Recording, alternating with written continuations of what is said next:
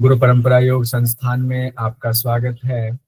हम लोग हठ प्रदीपिका नादानुसंधान यानी समाधि वाले अध्याय में हैं, उपदेश में हैं। और यहाँ पर हम लोगों ने शांभवी मुद्रा देख लिया, हम लोगों ने खींचरी मुद्रा देख लिया। खींचरी मुद्रा में हम लोगों ने योग निद्रा की स्थिति जब तक प्राप्त ना हो जाए तब तक खींचरी मुद्रा करने की बात कही गई है, ये भी हम लोगों ने देख लिया था। आज हम लोग 50वें नंबर के श्लोक से जाएंगे, जिसमें है निरालंबम मनः कृत्वा न किंचित अपि चिंतयेत् स बाह्य अभ्यांतरम व्योमिनम घटवत तिष्ठति ध्रुवम। बहुत सारी विशेषता बताई जा रही है। घट की बात की गई है कि चित्त को ऐसे निरालंब कर देंगे कि कोई भी चिंतन ना चले, कोई भी चिंतन नहीं। निरालंब मन की स्थिति मतलब मन किसी विषय पर जा ही नहीं रहा। अभी ये स्थिति नहीं हो पाती हमारी। एक मिनट के लिए भी कोशिश करें मन किसी विषय पर ना जाए तो कुछ सेकंड के बाद ही मन में कोई चिंतन आ जाता है। जब ऐसी स्थिति प्राप्त हो जाए तो योगी अंदर और बाहर दोनों तरफ से घट के समान यानी घड़े के समान हो जाता है, बिल्कुल खाली शून्य अवस्था में हो जाता है। जैसे जैसे बाहर का प्राण लीन होता है तो अंदर का प्राण भी लीन होने लगता है। बाह्य वायु यथा लीन है, जैसे बाहर का वायु का लीन हुआ तथा मध्यो न संशय, वैसे ही कहा गया है अंदर का वायु का भी लीन होना शुरू हो जाता है। स्वस्थाने स्थिरताम एति पवनो मनसा सह, इसमें कोई संशय नहीं है। तब प्राण के साथ मन भी उस स्थान में स्थिरता को प्राप्त करता है। यानी प्राण और मन, हम लोगों ने प्राण और मन के पकड़ने की ही शुरुआत की थी। इसमें एक को पकड़ेंगे एक दूसरे का होगा। तो कहा गया जैसे ही बाहर का प्राण लय होता है आंतरिक प्राण भी लय होता है, तो मन भी उसके साथ मिल जाता है और सब स्थिरता को प्राप्त होता है। आंतरिक प्राण किसको कहा गया है? सुषुम्ना में जो आपने प्राण को चलाया कुंडलिनी जागरण करके, उसको आंतरिक प्राण कहा जाता है। अब आगे कहा गया इस तरह जब आप दिन रात अभ्यास करते हैं तो साधक का प्राण और मन वहीं पर लीन हो जाता है। कहाँ पर लीन हो जाता है? अंदर लीन हो जाता है। ये बात यहाँ नहीं बताया गया कहाँ पर, कुछ चीजें गुरु के लिए छोड़ी गई है। अब ये इम्पोर्टेंट है, इसको देख लीजिए, इम्पोर्टेंट नोट किया हुआ है हम लोगों ने।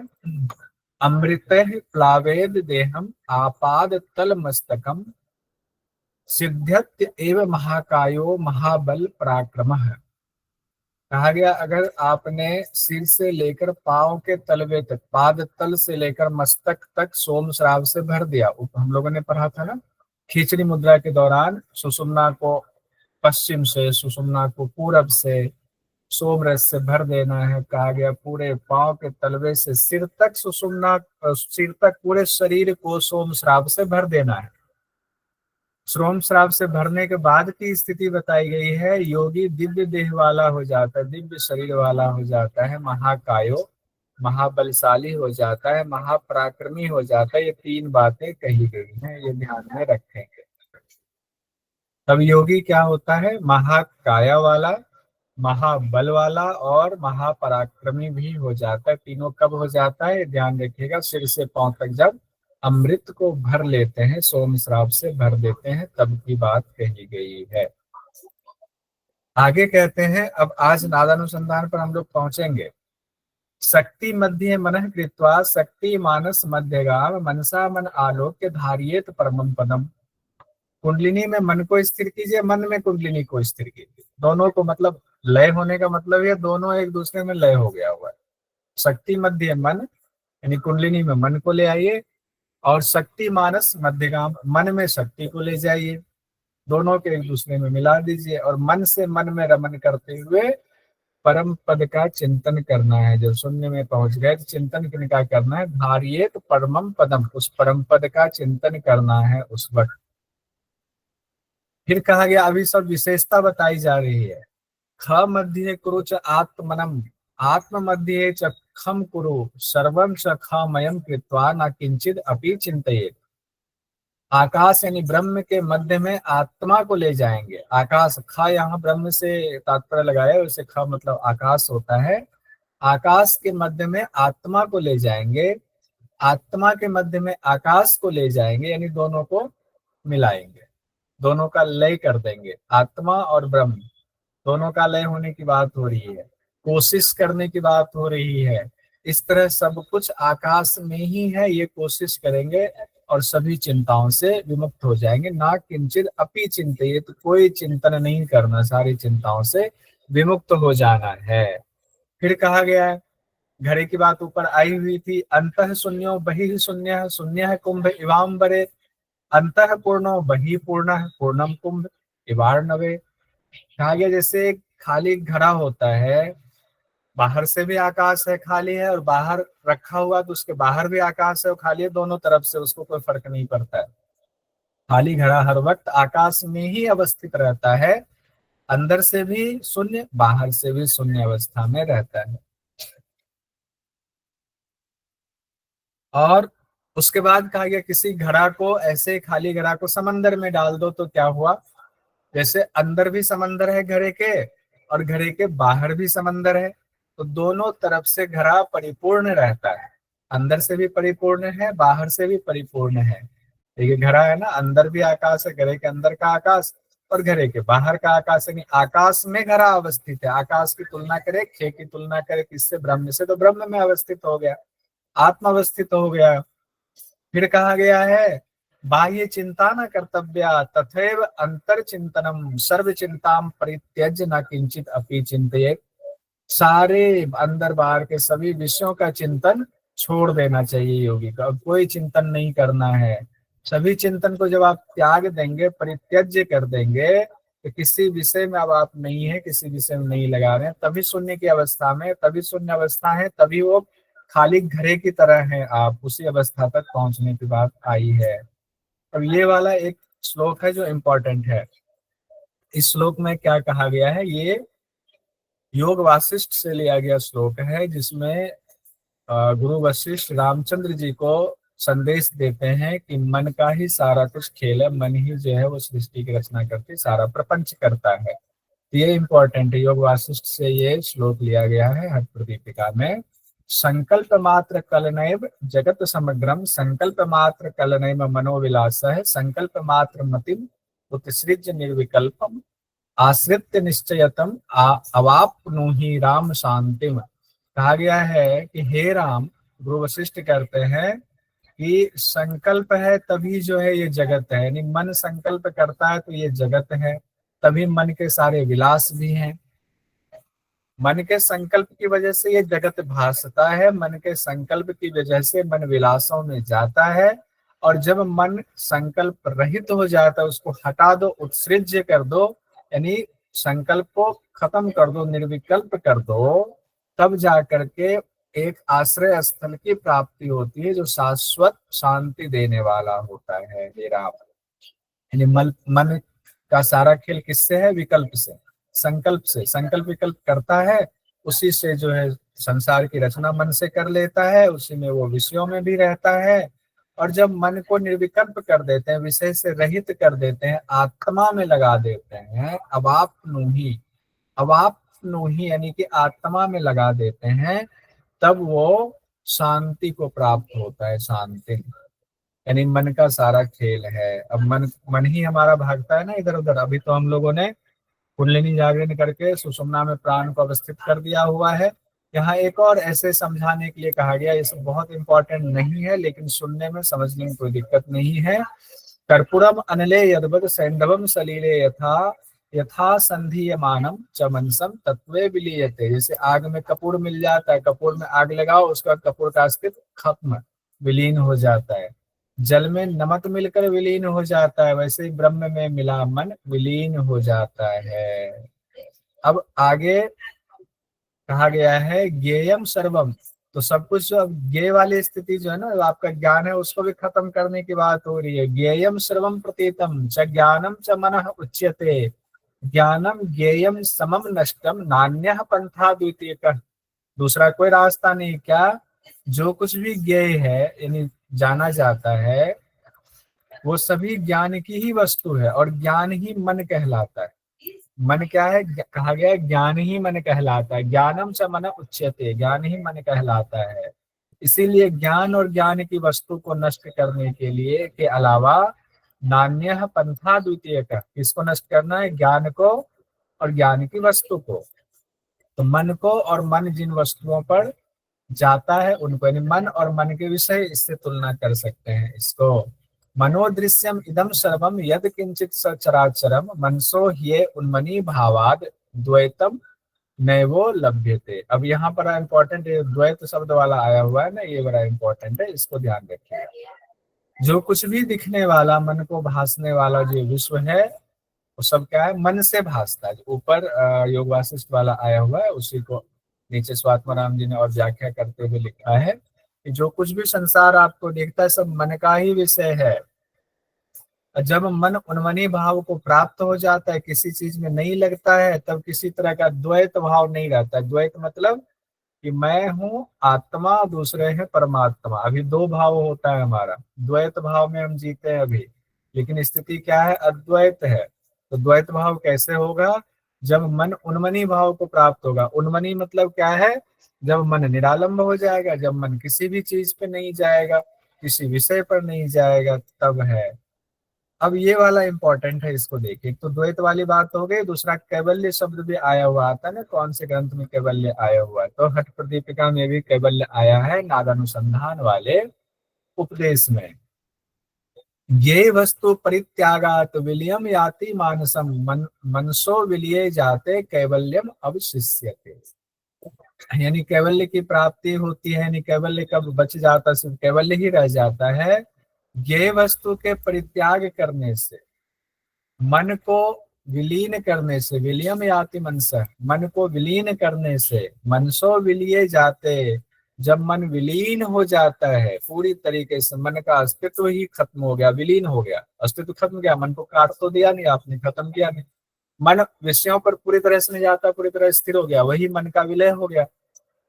तब जो स्थिति होती है उसी को कैवल्य कहते हैं। तब सिर्फ कैवल्य ही शेष रह जाता है। कैवल्य का मतलब क्या है, कुछ भी नहीं, कुछ भी नहीं ही कैवल्य है। महाशून्य की अवस्था ही कैवल्य है। मन भी विलीन हो गया तो अवस्था हो गई कैवल्य की। एवं नाना विधोपाय सम्यक स्वानुभवान्विता समाधि मार्गा कथिता पूर्व आचार्य महात्मा भी। पूर्व के आचार्यों ने और महात्माओं ने क्या कहा है, उन्होंने अपने अनुभव से सम्यक स्व अनुभवान्विता है। पूर्व के आचार्य और महात्माओं ने अपने खुद के अनुभव के आधार पर अलग प्रकार के उपाय बताए हैं। नाना विधोपाया है, नाना प्रकार के उपाय बताए हैं। किस चीज के उपाय बताए हैं, समाधि मार्ग के। समाधि मार्ग के बारे में पूर्व के आचार्यों महात्माओं ने अपने अनुभव से अलग अलग प्रकार के उपाय बताए हैं। यहाँ ये बात कहा गया, अपने अपने अनुभव से बताए हैं, जिन्होंने जिसे प्राप्त किया वैसे। अब आपका नादानुसंधान आने वाला है। और फिर नमस्कार कर रहे हैं। कुछ महत्वपूर्ण जो चीजें हैं मोक्ष प्राप्त कराने के लिए जिनके द्वारा होता है, उसमें कहा गया है सुषुम्नाये कुंडलिन्ये सुधाये चंद्र जन्मने मनोन्मन्ये नमस्तुभ्यम महाशक्तिये चिद आत्मन्ये। कहा गया सुषुम्ना को, कुंडलिनी को, आज्ञा चक्र को, उनसे श्रावित होने वाले सुधा रस को, अमृत रस को, और मनोन्मनी को, इन सब को, महाशक्ति को, महाशक्ति को नमस्कार है। सबको सम्मान देते हुए, इनके बिना तो नहीं हो सकती है कैवल्य की स्थिति की प्राप्ति। तब कहते हैं अशक्य तत्व बोधानाम मूढ़ानाम अपि सम्मतम प्रोक्तम गोरक्षनाथेन नादोपासनम उच्यते। इसको बस ध्यान रख लीजिए, क्या इसमें कहा जा रहा है आपको जानना चाहिए। कहते हैं अशक्य तत्व बोधानाम, जो नहीं तत्व ज्ञान को प्राप्त कर सका, अशक्य है, वो शक्ति उनमें नहीं रही तत्व ज्ञान को बोध करने की। ऐसे जो मूढ़ानाम लोग हैं, हमारे आपके जैसे मूढ़ानाम लोग हैं, मूढ़ शब्द का इस्तेमाल, हम लोग भी शक्ति को नहीं प्राप्त कर पाए हैं, अभी तत्व बोध नहीं कर पाए हैं, अभी आत्मज्ञान नहीं हुआ, कुंडलिनी जागरण नहीं हुआ, तो हम लोग भी मूढ़ानाम ही हैं। तो कहा गया है, स्वात्माराम जी कहते हैं ऐसे लोगों के लिए गोरक्षनाथ जी के द्वारा प्रोक्तम गोरक्षनाथ है, नाद की उपासना का महत्व बताया गया, नाद की उपासना का वर्णन किया जा रहा है। ऐसे लोगों के लिए नाद की उपासना का वर्णन किया जा रहा है। नाद की उपासना का वर्णन किया जा रहा है। अब नाद की उपासना आने वाला। श्री आदिनाथेन सपाद कोटि लय प्रकारा कथिता नादानुसंधानकम एकम एव मन्यामहे मुख्यतमम लयानाम। ये भी सिंपल है, लेकिन यहाँ से क्वेश्चन आता है लय के कितने प्रकार बताए। कहते हैं श्री आदिनाथ ने सपाद कोटि लय प्रकार, लय के 1.25 करोड़ प्रकार बताए हैं जो कि प्रसिद्ध हैं, और 1.25 करोड़ में से एक प्रकार नादानुसंधान है जो कि मुख्य है। यानी कि सबसे पहले तो ये लय क्या होता है, लय के प्रकार बताए गए। लय मतलब समाधि, लय मतलब समाधि है। यानी समाधि के कितने प्रकार हैं, 1.25 करोड़ प्रकार, यानी 1.25 करोड़ विधियों के द्वारा आप समाधि की प्राप्ति कर सकते हैं। इसीलिए अलग अलग प्रकार से समाधि तक पहुंचने के आप देखते हैं अलग अलग गुरु अलग अलग उपाय बताते हैं। हर गुरु ठीक है, किसी एक गुरु को पकड़े, उनके हिसाब से आप चले, आपको लय की प्राप्ति होगी। तो 1.25 करोड़ प्रकार हो गए। 1.25 करोड़ प्रकार में से सबसे प्रमुख जो है वो नादानुसंधान है। तो नादानुसंधान क्या है, लय है। लय मतलब समाधि, नादानुसंधान क्या है, लय है। एक मुख्य प्रकार नादानुसंधान है। भट्ट प्रदीप के मुताबिक आदिनाथ ने कुल कितने लय बताए हैं, 1.25 करोड़ बताए हैं। प्रमुख लय कौन सा है, नादानुसंधान। अब यहाँ से इंपॉर्टेंट आ गया, मुक्तासने स्थितो योगी मुद्रा संधाय सांभवीम शृणुयाद दक्षिणे करने नादम अंतास्थम एक भी। ये भी इंपॉर्टेंट है, किस आसन में बैठ करके करेंगे। तो कहा गया है मुक्तासन में बैठकर कौन सी मुद्रा का इस्तेमाल करेंगे, तो सांभवी मुद्रा को संधाई करके लगा करके शृणुयाद दक्षिणे करने, किस कान से नाद सुनेंगे, तो दाहिने कान से। कहां पर नाद सुनेंगे, अंतास्थम एक भी, अंदर के नाद को सुनने की कोशिश करें। इसको अभी रिपीट करेंगे, चिंता मत कीजिए। अब यहाँ पर एक शब्द आया है मुक्तासन। मुक्तासन का क्या मतलब हुआ, हम लोगों ने पढ़ा था सिद्धासन के नाम, वज्रासन, मुक्तासन, गुप्तासन। वज्रासन, मुक्तासन, गुप्तासन, सिद्धासन के 3 और नाम बताए गए। तो सिद्धासन की चर्चा तो वहां आई हुई उस नाम से। वज्रासन नाम से आया हुआ है शक्ति चालिनी मुद्रा के दौरान वज्रासन नाम आया है। और मुक्तासन नाम कहाँ पर आया हुआ है, नादानुसंधान के दौरान आया हुआ। ये ध्यान रखिएगा। अब आगे इसको एक बार और रिपीट कर लेंगे, दिक्कत नहीं होगी। अब कहते हैं कैसे कान को बंद करना है, दाहिने कान से सुनने के लिए विधि बताई जा रही है, जिसको हम लोग कहते हैं षण्मुखी मुद्रा। षण्मुखी मुद्रा शब्द नहीं आया है, लेकिन विधि वैसे ही बताई गई है। कहते हैं श्रवण पुट नयन युगल घ्राण मुखा नाम निरोधनम कार्यम शुद्ध सुषुम्ना शरणो स्फुटम अम्लः श्रूयते नाद। श्रवण पुट दोनों कान को, नयन युगल दोनों आंख को, घ्राण यानी कि नाक को, मुखानाम यानी कि मुख को। तो दोनों कान, दोनों आंख, नाक और मुख का निरोध करेंगे, यानी कि हमने निरोध किया ऐसे। और फिर वो जो सुषुम्ना में अब आपके प्राण पहले से हैं, उस शुद्ध सुषुम्ना में स्पष्ट नाद, शरणो स्फुटम, एकदम स्पष्ट नाद आपको सुनाई देगा जब इस विधि से गुरु के हिसाब से चलेंगे। तो उपाय क्या बताया गया है, आसन है, मुक्तासन की बात की गई है, मुद्रा है, सांभवी मुद्रा लगाएंगे और दाहिने कान से सुनना है। फिर कहा गया है कैसे करेंगे, दोनों कान को बंद करेंगे, तस्वीर में जैसा कि आप देख रहे हैं। दोनों कान, दोनों आंख, दोनों नाक बंद कर लेंगे, मुंह को बंद कर लेंगे, और फिर पूरी तरह से जो आपका पहले से ही सुषुम्ना निर्मल है, उस निर्मल सुषुम्ना में स्पष्ट नाद अब आपको सुनाई देगा। फिर उसके बाद अब नाद की 4 अवस्था की चर्चा आ रही है। नाद की 4 अवस्था की चर्चा है। आरंभश्च घटश्चैव तथा परिचयो अपि च निष्पत्ति सर्वयोगेषु स्याद् अवस्था चतुष्टयम्। आरंभा अवस्था हो गया, घटा अवस्था हो गया, परिचय अवस्था हो गया, निष्पत्ति अवस्था हो गया। सभी योगों में ये 4 अवस्था बताई गई।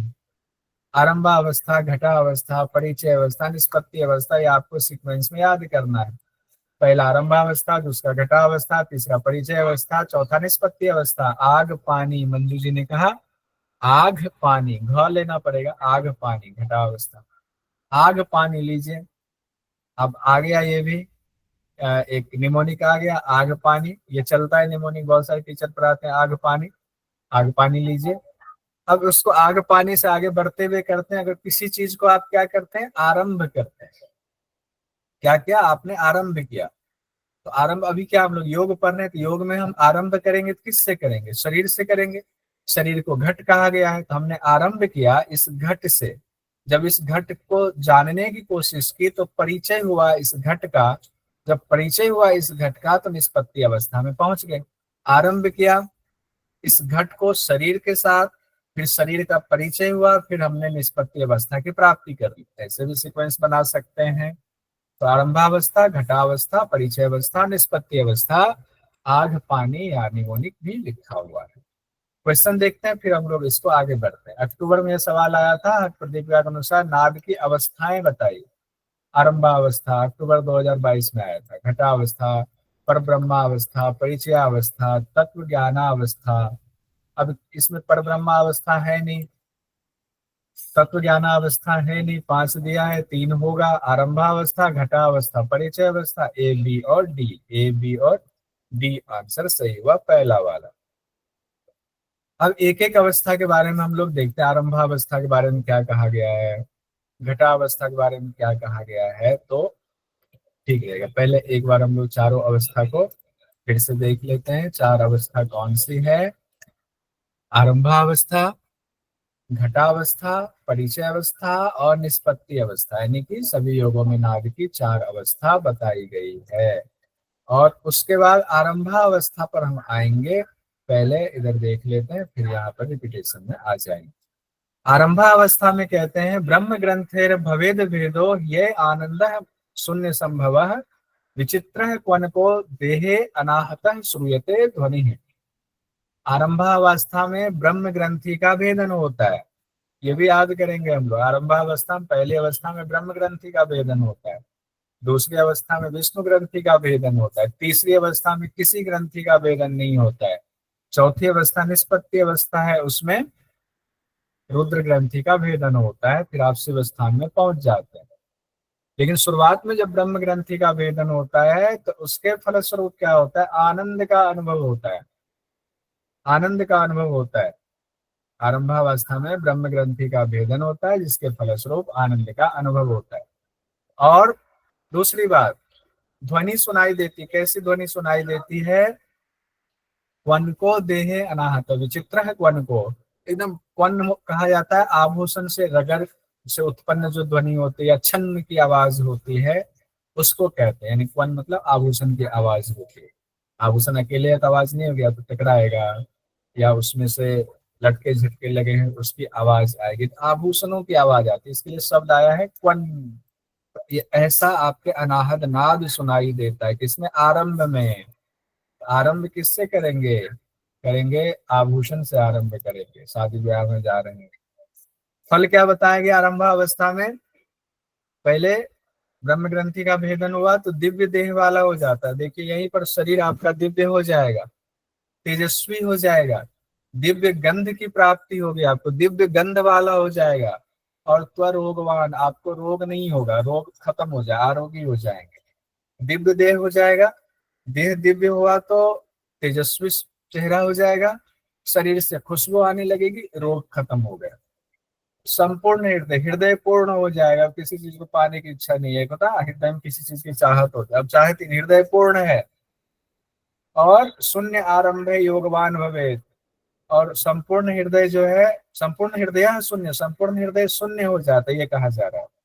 संपूर्ण हृदय शून्य हो जाता है, किसी चीज को पाने की चाहत नहीं है, पूर्ण हृदय को ही शून्य हृदय कहते हैं। जैसे घड़ा समुद्र में है, भरा हुआ है, तो भी दोनों तरफ जो है घड़ा अवस्थित है एक अवस्था में, और घड़ा अगर बाहर हवा में रखा है तो भी अंदर बाहर वही आकाश है, समुद्र में है तो भी वही आकाश है।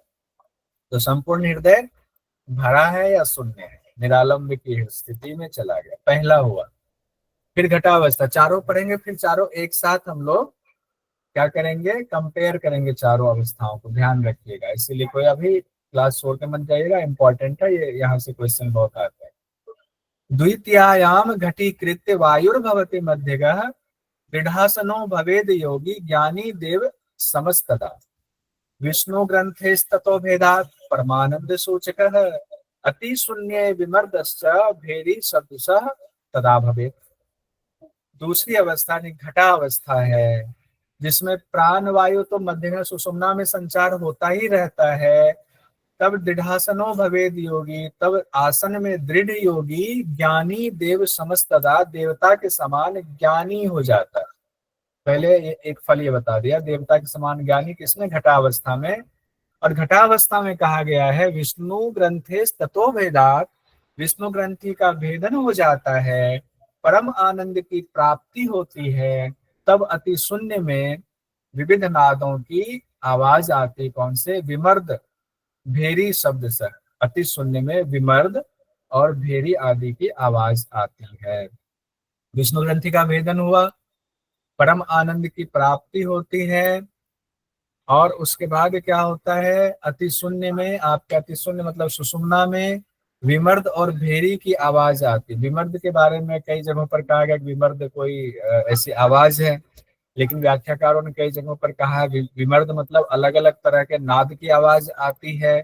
भेरी कहा गया, भेरी कहते हैं नगाड़े की आवाज आती है। तो आप दोनों शब्द रख लीजिए, विमर्द और भेरी दोनों शब्द आप रख लीजिए। तीसरे में आते हैं परिचय अवस्था। अभी आपको बस सुनना है, अभी दिमाग पे बिल्कुल जोर नहीं डालना है। जब कंपेयर करेंगे तो दिमाग पे जोर डलवाऊंगा। अभी आनंद में सुनिए, आनंद से जब पढ़ेंगे तो सब याद हो जाएगा। आनंद से अभी पढ़िए। परिचय अवस्था आए, तीसरी अवस्था में आए, तृतीयायाम तो विज्ञेयो विहायो मर्दल ध्वनि महाशून्यम तदा याति सर्व सिद्धि समाश्रयम। तृतीय अवस्था है जिसमें मर्दल की ध्वनि आती। तृतीय अवस्था में मर्दल को कहा गया ढोल को, ढोल की आवाज आती है।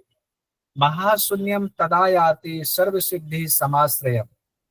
प्राण क्या होता है, महाशून्य में चला जाता है। और महाशून्य भी ऐसा जो सभी सिद्धियों का आश्रय स्थल है, सभी सिद्धियों को देने वाला आश्रय स्थल है, वो महाशून्य कहा गया। बेटा अनन्या, बेटा पंखा थोड़ा कम करना। प्राण सभी सिद्धियों के आश्रय स्थल यानी महाशून्य में पहुंच जाता है। और क्या कहा गया है, चित्तानंदम तदा जित्वा सहजानंद संभव। चित्त आनंद से सहज आनंद की तरफ चला जाता है। दोष दुख जरा व्याधि क्षुधा निद्रा विवर्जित। तब चित्त जो है आनंद के अनुभवों को त्याग करके, यानी आनंद पर भी अब जीत लेते हैं उसको, और सहजावस्था में चले गए। अब आनंद से भी ऊपर उठ गए, सहजावस्था को प्राप्त कर लेता है। और फिर क्या होता है, दोष खत्म हो जाते हैं। तो यहाँ सभी व्याख्याकारों ने, मैंने दो तीन जगह देखा, दोष का यहाँ यही अर्थ लगाया गया, वात पित्त कफ तीनों दोष से, त्रिदोष से लगाया गया। तो त्रिदोष से आपकी मुक्ति हो गई। दुख जो है वो चला गया, खत्म हो गया, उसका नाश हो गया, विवर्जित हो गया। जरा और व्याधि कहा गया, जरा बुढ़ापा को और व्याधि हो गया रोग बीमारी को। जरा और व्याधि, जरा मृत्यु नहीं है, जरा और व्याधि है, ध्यान दीजिए, जरा व्याधि खत्म हो गया। क्षुधा निद्रा, क्षुधा तृषा नहीं है, क्षुधा निद्रा है, ये गलती होने की गुंजाइश होती है, इसको ध्यान रखिएगा। क्षुधा निद्रा विवर्जित, ये भी विवर्जित हो जाएगा। नहीं, त्रिदोष खत्म, दुख खत्म, बुढ़ापा खत्म, रोग खत्म, क्षुधा खत्म, निद्रा खत्म, इसका अभाव हो जाता है। अब पहुंचते हैं भगवान शिव के स्थान के लिए निष्पत्ति अवस्था में। तृतीय अवस्था में किसी ग्रंथि का भेदन नहीं हुआ है, ध्यान रखिएगा। रुद्र ग्रंथिम यदा भित्वा सर्वपीठ गतो अनिल, निष्पत्तो वैष्णव शब्द है क्वनद वीना क्वनो भवेत। चतुर्थ अवस्था जो है उसमें रुद्र ग्रंथि का भेदन होता है, और अनिल जो है उस सर्वपीठ वाले, प्राण जो है वो सर्वपीठ वाले स्थान पर पहुंच जाता है। गतो अनिल कहाँ चला जाता है, सर्वपीठ को कहा गया है ईश्वर स्थान में चला जाता। आपकी वायु, प्राण वायु ईश्वर स्थान में रुद्र ग्रंथि का भेदन करके यहाँ चला गया। तब कहा गया इस निष्पत्ति अवस्था में क्या होता है, वैनवह मतलब वेणु, वीणा, वेणु की आवाज आती है। और क्वनद वीणा क्वनो, और यहाँ कहा गया क्वनद वीणा क्वनो। तो इसके अलग अलग व्याख्या इसकी होती है कि आभूषणों की आवाज आती है, वीणा की आवाज आती है। कई जगहों पर कहा गया वीणा की झनकृत आवाज आती है, कई जगहों पर कहा गया वीणा जो है आभूषण, और वीणा जैसे लगता है वीणा बज रहा है, कोई नाच रही है आभूषण पहन करके, ऐसी अगर मधुर आवाज आती है।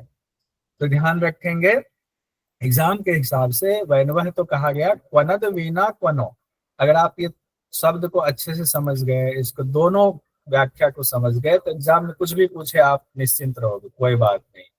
कई जगह वीणा की झंकृत आवाज कही गई है, और कई जगह पर कहा गया है वीणा आभूषणों से मिली हुई आवाज आती है। ये भी देख लेते हैं, फिर हम इसका कंपैरिजन करेंगे। अभी एकीभूतम तदा चित्तम राजयोगा विधानकम सृष्टि संहार करता सो योगीश्वर समो भवे। चित्त और प्राण एकाग्र होता है, एकीभूत होता है, तब राजयोग की प्राप्ति होती है। देखिए अब यहाँ राजयोग का आ गया, राजयोग की प्राप्ति पूछ दिया जाएगा कहाँ पे होता है, निष्पत्ति अवस्था में राजयोग की प्राप्ति कही गई है। और फल क्या बताएगा, सृष्टि संहार की शक्ति आ जाती है, योगी ईश्वर तुल्य हो जाता है। अब सृष्टि संहार की शक्ति आ जाती है मतलब थोड़ी है कि आज जो है उदित जी को गुस्सा आया, मैंने डांट दिया, तो उदित जी आज जो है उनको कर लिया निष्पत्ति अवस्था, मेरी सृष्टि का संहार कर देंगे या सारी सृष्टि का, ऐसा नहीं होता। सृष्टि में, जिस सृष्टि में आप फंसे हुए हैं उस सृष्टि का, आप अपनी सृष्टि शरीर में अभी है, शरीर में रहते हुए आपने निष्पत्ति अवस्था की प्राप्ति की। अब आपकी इच्छा है इस सृष्टि को आप पार करके आप बाहर चले जाए, इसका संहार करिए, दूसरे सृष्टि का नहीं करेंगे। योगी ईश्वर तुल्य हो जाता है, इसलिए उदित जी किसी भ्रम में मत रहे। ठीक है, तो अब हम लोग एक साथ चारों देखते हैं। सावन जी को बहुत हंसी आ रही, वेदन जी को भी हंसी आ रही, बढ़िया, चलिए हंस लीजिए, हंसना चाहिए। अब जो है हम लोग, ठीक है हंसिए, मेरे ऊपर हंस लीजिए, कोई बात नहीं, हमें फर्क नहीं पड़ता है, मेरे ऊपर हंसिए या मिलके हंसिए, सब मिलके हंसिए, अच्छी बात है। आइए, अरे मजाक कर रहा हूँ, सीरियस नहीं लेना है बस बात। अब आइए, अब सीरियस ले लीजिए, अभी तक हंस लिया ना आप लोगों ने बहुत, फेफड़ा खुल गया हंस हंस के। अब जो है थोड़ा सा हंसी रोकिए, पूजा जी क्यों रो रही है, हंसी रोकिए, और इस आपके सामने जो स्क्रीन है उस स्क्रीन को देखिए, और अब इसको याद करना है। क्या याद करना है, हमने चारों अवस्था पढ़ लिया, ज्ञान तो ले लिया आपने, आरंभावस्था का भी ज्ञान ले लिया, घटावस्था का भी ज्ञान ले लिया, परिचय अवस्था का भी ज्ञान ले लिया, निष्पत्ति अवस्था का भी ज्ञान ले लिया, लेकिन अभी आपको प्राप्ति कुछ नहीं हुई है, ज्ञान सिर्फ हुआ है। तो आरंभावस्था, घटावस्था, परिचय और निष्पत्ति अवस्था में, तीनों ही अवस्थाओं में कहा गया है किस किस ग्रंथि का भेदन होता है, ये इंपॉर्टेंट है। पहली अवस्था आरंभा में ब्रह्म ग्रंथि भेदन, दूसरी में विष्णु ग्रंथि भेदन, तीसरी में किसी ग्रंथि का भेदन नहीं होता है, चौथी में रुद्र ग्रंथि का भेदन। कितनी ग्रंथि है, तीन ग्रंथि है, ब्रह्म ग्रंथि, विष्णु ग्रंथि, रुद्र ग्रंथि। अवस्था कितनी है, चार। सेट नहीं हो रहा है, इसका मतलब एक जगह ऐसा है जहाँ किसी का भेदन नहीं, तीन ग्रंथि, तीन ही जगह पे तो भेदन होगा। आरंभ में हो गया, उसके बाद एक बार और हो गया, परिचय में नहीं हुआ, परिचय में कहा चलो परिचय करते हैं। बबरू मंजू जी, बबरू, अरे इतना निमोनिक याद करेंगे तो गड़बड़ हो जाएगा, बबरू बबरू रहने दीजिए, बबरू ये तो ऐसे ही याद हो जाएगा। एक छूट रहा, निष्पत्ति से पहले। सर इसमें इसलिए नहीं हुआ क्योंकि इसमें परिचय में ढोल बजाते रहते हैं। परिचय में ढोल बजाते रहे, ठीक है, तो इसमें ढोली बजाते रहते हैं, परिचय नहीं होता है परिचय वाले में। फिर निष्पत्ति में रुद्र है। अब कई बार ये आता है सवाल कि ब्रह्म ग्रंथि कहाँ होता है, रुद्र ग्रंथि कहाँ है, विष्णु ग्रंथि कहाँ है। तो ऐसे बुक में आपके श्लोक में तो नहीं लिखा, लेकिन व्याख्या में लिखा हुआ है। आप अगर हठ प्रदीपिका केवल्य धाम की पढ़ेंगे, या और भी विद्वान लोग कहते हैं, ब्रह्म ग्रंथि कहते हैं कि हृदय चक्र में होता है, और विष्णु ग्रंथि कहते हैं विशुद्धि चक्र में विष्णु ग्रंथि होता है, और रुद्र ग्रंथि कहते हैं आपके आज्ञा चक्र की बात करेंगे। ब्रह्म ग्रंथि कहाँ से, हृदय चक्र से जुड़ा है, विष्णु ग्रंथि आपके विशुद्धि चक्र से जुड़ा है, और रुद्र ग्रंथि आपके यहाँ से जुड़ा हुआ, आज्ञा चक्र से जुड़ा हुआ। ये बात कही जाती है व्याख्या के हिसाब से, ऐसे मत सोच लीजिएगा पुस्तक में कहीं लिखा, एग्जाम के हिसाब से ध्यान रखिएगा। यहां तक समझ में आया। दूसरा देखिए, नाद कौन कौन से सुनाई देती है। पहले क्वन, झन्न की आवाज है, क्वन आभूषण के झन्न की आवाज है। घटावस्था में शुरुआत में या फिर विमर्द भेड़ी बजाए, जैसे झन्न की आवाज आई, भेड़ी बजाना, विमर्द भेड़ी की आवाज आई, विमर्द भेड़ी की आवाज। अब विमर्द के लिए कहा गया अलग अलग नाद की आवाज भी कहा जाता है, विमर्द भेड़ी की आवाज। फिर मर्दल, फिर ढोल बजाना, विमर्द भेड़ी की आवाज आए तो ढोल बजना शुरू हुआ, भेड़िया ओ क्या नहीं कि ढोल बजना शुरू हुआ, परिचय हो गया, परिचय हो गया, ढोल बज गया, दूल्हा दुल्हन का परिचय, माला डाल दिया, परिचय हो गया। वाकई यहाँ परिचय ही होता है। कैसे परिचय होता है, क्या होता है, जो शक्ति वहां तक आई हुई है, भगवान शिव से परिचय होता है, लेकिन बीच में एक पर्दा है, बीच में एक पर्दा है, उस पर्दा के उस पार दिख रहा है ज्योति से, शिव से, यानी आत्मा का परिचय हो रहा है। अभी आत्मा से मिलन नहीं हुआ, आत्मा का परिचय हो रहा है। बीच में पर्दा क्या है, वो रुद्र ग्रंथि रूपी पर्दा है।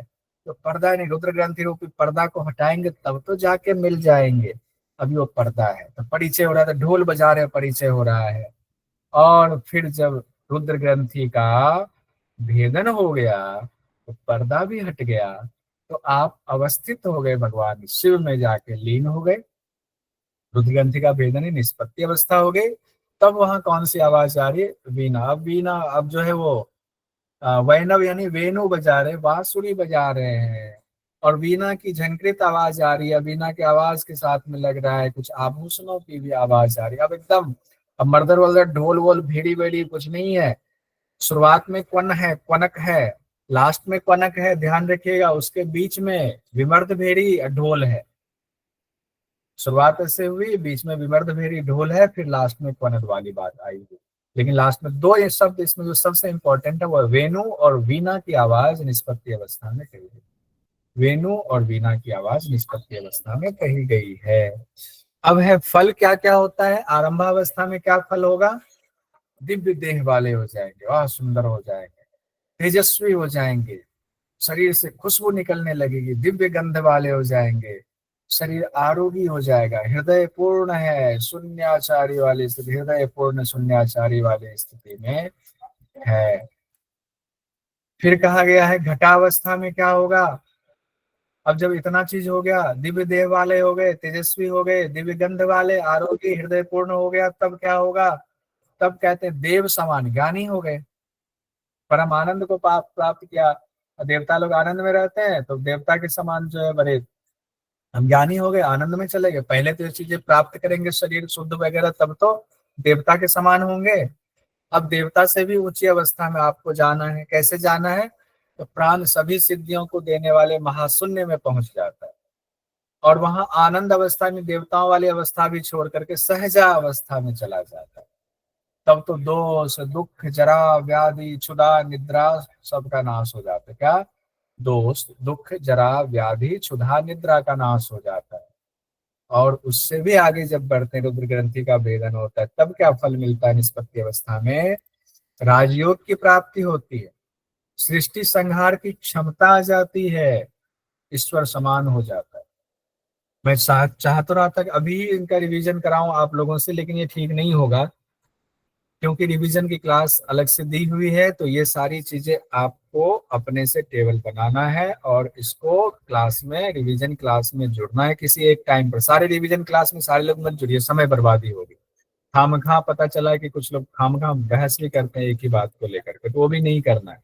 अपना पढ़िए, एक बार आपने कर दिया, एक बार कीजिए, एक बार जुड़िए, हो गया, उतने में आपका काम हो जाएगा। फिर उसको घर पे पढ़िए, उसको रिवीजन कीजिए। खुद का पढ़ा हुआ सबसे ज्यादा फायदा करेगा। एक बार आपको यहाँ से लाइन लेंथ मिल गया, तरीका मिल गया, अब आपका पढ़ा हुआ, फिर उसको हमने आपको एक प्लेटफॉर्म दे दिया जहां अपनी बात आप रख सकते हैं, पक्का हो जाएगा। लेकिन आप इसको करेंगे तब तो पक्का होगा, बिना किए पक्का होगा क्या, नहीं होगा बिना किए हुए पक्का। अब आगे कहा गया है, अस्तु वा मास्तु वा मुक्तिर अत्रे वा खंडितम सुखम लयोद भवम इदम सौख्यम राजयोगाद अवाप्यते।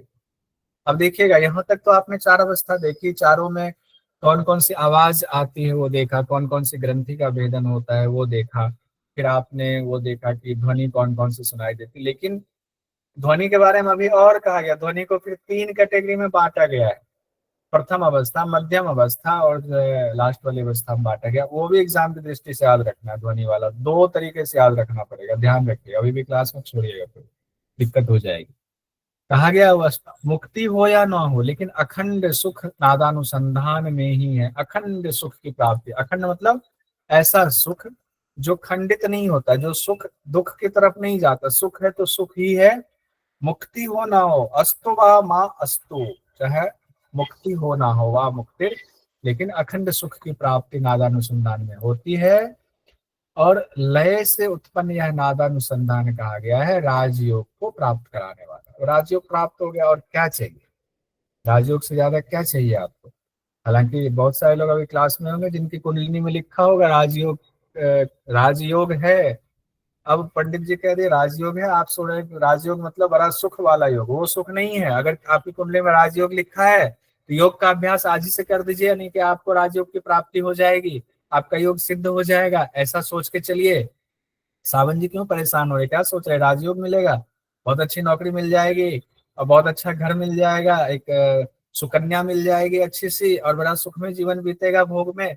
ऐसा मत सोचिए। राजयोग है तो उस राजयोग को योग से जोड़ दीजिए, कम से कम योग वाले तो जोड़ ही दीजिए। राजयोगम अजानन्तः केवलम हठकर्मिणः है, एतान अभ्यासिनो मन्ये प्रयास फल वर्जितान कहा गया है। यानी स्वात्माराम जी कहते हैं प्रदीपिका में कि राजयोग को जो नहीं जानता है, केवल हठ विद्या का ही अभ्यास कर रहे हैं केवल, उन योग अभ्यासियों के लिए जो अभ्यास है उसको मैं फलहीन मानता हूँ। फलहीन मान रहे हैं स्वात्माराम। ये पहले भी ये बात कही गई, दोबारा ये बात कही जा रही है। जब तक आपको प्राप्ति नहीं हुई ना राजयोग की, तो बेकार है अभ्यास हठ योग का, फिर फलहीन है वो अभ्यास। उन्मन्य अवाप्तये शीघ्रम भूत ध्यानम मम सम्मतम। अब मम सम्मतम यानी स्वात्माराम जी अपना मत दे रहे हैं। राजयोग पदम प्राप्तुम सुखोपायो अल्प चेतसाम सद्यः प्रत्यय संधाई जायते नादिजो लय। स्वात्माराम जी कहते हैं मेरे मत में, मत सम्मतम, सामान्य लोगों के लिए भूमध्य में ध्यान लगाने से ही शीघ्र उन्मनी भाव की प्राप्ति हो जाती है। तो आज से ही भूमध्य में ध्यान लगाना शुरू कर दीजिए, लेकिन बिना गुरु के ये भी नहीं होगा। तो भूमध्य में ध्यान लगाने से उन्मनी भाव की प्राप्ति हो जाती है। किनके लिए? सामान्य लोगों के लिए, स्वात्मा राम जी कह रहे हैं। तब सुखपूर्वक राजयोग पद को वो भी प्राप्त कर सकता है।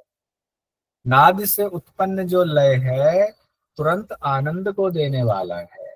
नाद से उत्पन्न लय सद्यः, सद्यः मतलब होता है एकदम तुरंत से आनंद को देने वाला होता है। हम लोग आगे देखते हैं। मेरे ख्याल से इसको छोड़ दिया जाए क्या अभी आज, क्योंकि मेडिटेशन करा के आपको याद करा देता हूँ। ये आज भी नहीं, अभी भी है, कल तो ये कंप्लीट हो ही जाएगा। अब बहुत इंपॉर्टेंट इसमें नहीं बचा, एक वो तीनों प्रारंभावस्था मध्यावस्था वाला बचा हुआ है, वो इम्पोर्टेंट है। बाकी जो है बस समझाने के लिए, लेकिन उसको पढ़ते हुए जल्दी में निकल जाएंगे, इंपॉर्टेंट वाले पे थोड़ा फोकस करेंगे। यही रहने देते हैं, कल इसको कंप्लीट। श्वास पे ध्यान ले जाएंगे, अपने श्वास को महसूस करेंगे। और हमने जो आज पढ़ा है उसको हम बस एक रिवीजन करने की कोशिश करेंगे। क्या क्या पढ़ा हमने? हमने ये पढ़ा, खिचड़ी मुद्रा के बारे में पहले हम पढ़ चुके थे, उसको हमने आज आगे बढ़ाया कि खिचड़ी मुद्रा का कब तक अभ्यास करना है, जब तक योग निद्रा की प्राप्ति ना हो जाए। जब तक योग निद्रा प्राप्त ना हो जाए तब तक खिचड़ी का अभ्यास चलता रहेगा। फिर कहा गया है सिर से लेकर पांव तक इम्पोर्टेंट है। देह को सिर से पांव तक सोम श्राव से भर देंगे। इससे योगी क्या होगा? दिव्य देह वाला, महाकाया वाला, दिव्य देह मतलब महाकाया वाला, महाबलशाली और महापराक्रमी हो जाएगा। तीन चीजें, महाकाया, महाबल, महापराक्रम की बात की गई तब जब आपने सोम श्राव से पांव से लेकर ऊपर सिर तक भर लिया हुआ है, तब कहा गया है। फिर आपके हठ प्रदीपिका नादानुसंधान में एक योग वासिष्ठ से एक श्लोक लिया गया है, बड़ा इंपॉर्टेंट श्लोक है। संकल्प मात्र कलनैव जगत समग्रम, संकल्प मात्र कलनैव मनोविलास। यानी मन के ही संकल्प से ये सारे संसार की कल्पना है, सारे मन के विलास जो है मन के संकल्प की वजह से उसी का प्रपंच बताया गया है। मन को विकल्प रहित करके आत्मा में लगा दें तो शाश्वत शांति की प्राप्ति होती है। मन को विकल्प रहित करके आत्मा में लगा दें तो शाश्वत शांति की प्राप्ति होगी। उसके बाद कहा गया है कि स्वात्माराम जी कहते हैं विश्व मन का ही विषय है, और जब उन्मनी भाव की प्राप्ति होती तो द्वैत भाव खत्म हो जाता है। द्वैत भाव कब खत्म होता है? अद्वैत की प्राप्ति कब होती है? जब मन उन्मनी भाव को प्राप्त होता आ सकता है, उन्मनी भाव को प्राप्त होता है तो क्या होता है? द्वैत अद्वैत, ये हुआ, द्वैत भाव खत्म हो जाएगा, नहीं अद्वैत की प्राप्ति हो। और आगे ही कहा गया कैवल्य कब होता है? जब ज्ञेय वस्तु का परित्याग कर दिया, मन का भी परित्याग कर दिया, सब ब्रह्म में विलीन कर दिया और खे में विलीन कर दिया, तब केवल कैवल्य ही शेष रह जाता है। तब केवल कैवल्य ही शेष रह जाता है। कैवल्य शब्द की चर्चा हठ प्रदीपिका में की गई है। वो भी कहाँ की गई है? नादानुसंधान वाले उपदेश में की गई है, चतुर्थ उपदेश में की गई है। अब उसके बाद नादानुसंधान की शुरुआत करने के लिए स्वात्माराम जी कहते हैं कि जो तत्व ज्ञान को पाने में असमर्थ लोग हैं हमारे आपके जैसे, उनके लिए गोरक्षनाथ जी के द्वारा कही हुई नाद की उपासना का वर्णन मैं कर रहा हूं। मैं मतलब स्वात्माराम जी कर रहा हूं। फिर कहते हैं यहाँ इंपॉर्टेंट परीक्षा की दृष्टि से, आदिनाथ के बताए गए लय के 1.25 करोड़ प्रकार प्रसिद्ध है। 1.25 करोड़ लय में सबसे प्रमुख लय नादानुसंधान ही है। 1.25 करोड़ लय में सबसे प्रमुख लय नादानुसंधान कहा गया है। 1.25 करोड़ लय है। फिर नादानुसंधान की विधि बताते हैं। बैठना कौन से आसन में है? मुक्तासन में बैठना है। मुद्रा कौन सी लगानी है? सांभवी मुद्रा लगानी है। आवाज किस कान से सुनना है? दाहिने कान से ध्वनि सुननी है। फिर सन्मुखी मुद्रा की चर्चा है, जिसमें शब्द सन्मुखी मुद्रा नहीं है, लेकिन दोनों कान, दोनों आंख, नाक और मुंह को बंद करना है। फिर आपको निर्मल सुषुम्ना में से स्पष्ट नाद सुनाई देगा। फिर नादानुसंधान की विधि में आगे कहा गया 4 प्रकार की अवस्थाएं होती सभी योगों में। आरंभावस्था, आरंभ किससे किया? तो इस शरीर से, घट रूपी शरीर से, तो घटावस्था। फिर घट रूपी शरीर का परिचय हुआ तो परिचयावस्था। फिर परिचय करने के बाद जिस मोह भंग हो गया तो निष्पत्ति अवस्था हुआ, शून्यावस्था हो गया। फिर एक एक अवस्था को हम लोगों ने पढ़ा। आरंभावस्था, घटावस्था, परिचय अवस्था और निष्पत्ति अवस्था को पढ़ा। ग्रंथि का भेदन कैसे होता है? आरंभावस्था में ब्रह्म ग्रंथि का भेदन होता है, घटावस्था में विष्णु ग्रंथि का भेदन होता है, परिचय अवस्था में किसी ग्रंथि का भेदन नहीं होता है, और निष्पत्ति अवस्था में रुद्र ग्रंथि का भेदन होता है। ये कहा। फिर आया नाद किसमें सुनाई देती? हमने कहा था आरंभ से निष्पत्ति तक क्वन क्वन, शुरू और लास्ट में सैंडविच बन रहा है क्वन क्वन का, और बीच में विमर्द भी आ रहा है पहले विष्णु ग्रंथि में। फिर परिचय हुआ रहा है तो ढोल बजा रहे, किसी का परिचय हुआ ढोल बजाने लगे, वाह वाह वाह। और निष्पत्ति में तो बिल्कुल भगवान कहते हैं विष्णु की तरह, यानी भगवान अपने वेणुगोपाल की तरह, भगवान बाल गोपाल की तरह विष्णु बजाते हैं, वेणु बजाते हैं, वीणा बजा रहे हैं नारद जी की तरह एकदम शांति से स्थिर होकर के। तो वेणु और वीणा की बात की गई है।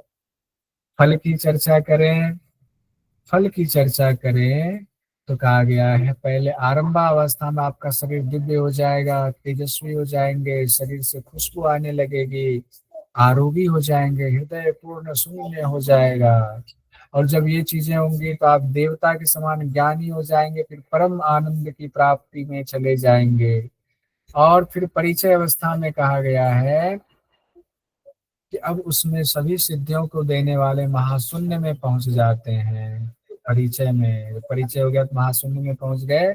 फिर आनंदा अवस्था, देवता वाली अवस्था को छोड़ करके सहजा अवस्था की प्राप्ति होती है।